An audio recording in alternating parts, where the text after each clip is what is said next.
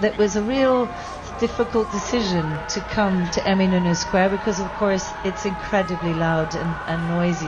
But this is where I really tried to go with these pavilions, because I realized then from the very beginning that what we'd worked on was art and architecture, but what we had was a triangle between art and architecture and the environment that it was placed in. In this universe, we have, again, a triangle between sound and architecture and art, with a very historical part of the town and the most historical location. So there's so many references and numerous points of entry, and this is an opportunity to experiment.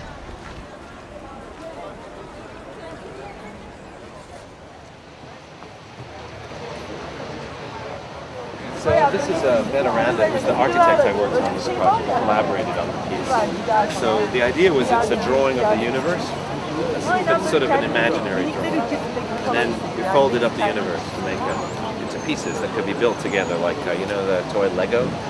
So all of the pieces come apart and can be remade. So this is a special version of the piece for here. And every time it's a new shape. So we designed it for the site. So we can put in... That's the second type. I knew there was somewhere in that we could make something that's traditionally a very dead form, you know, the public sort of sculpture that sits there, and, you know, after 10 years people are like, well, please take it away, it's horrible. That we wanted something that was always going to be alive, no matter how many times. And there was really only one answer, which was to bring in, I hesitate to call it musical, like sound sculpture. Also, what's important to bear in mind is I think that the real achievement here is not that it's just cool now, but that it's being built as a kind of open platform. And that seems to be like where the technology finally offered this kind of breakthrough moment.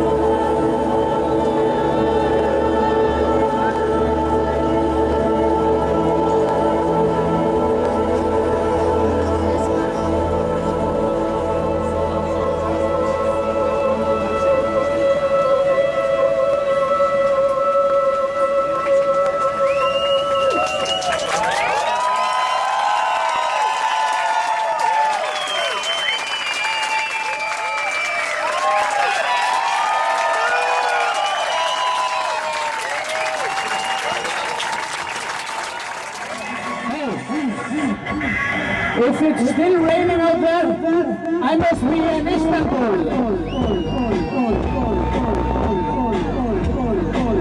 Listen, I once went into a room. It was so dark, I couldn't see anything. It was so dark, I couldn't see anybody. So I said, hello! Tell me they've all gone! Ritchie, they've all gone! Hello, lovely people!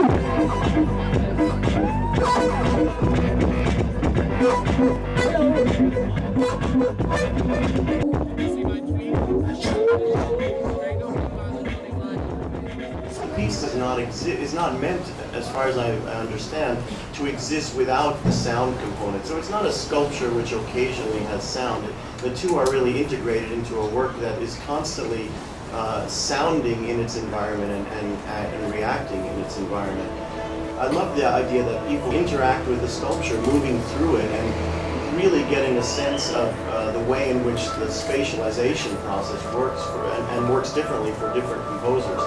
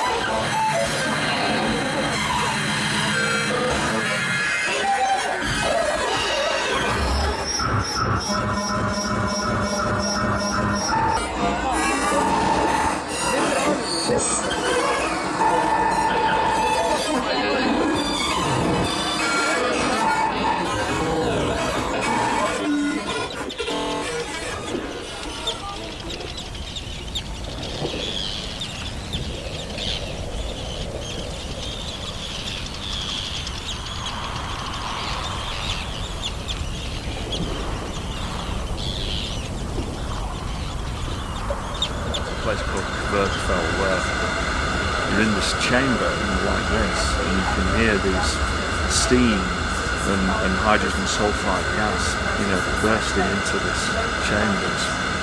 It's not a very nice place, but it's fascinating. It's constantly changing. It freezes at night and then during the day it starts to melt and soften. So it goes like Salvador Dali painting. And then the glacier starts to move, which is what this is. The thumps of the underneath you, literally the earth moving beneath feet.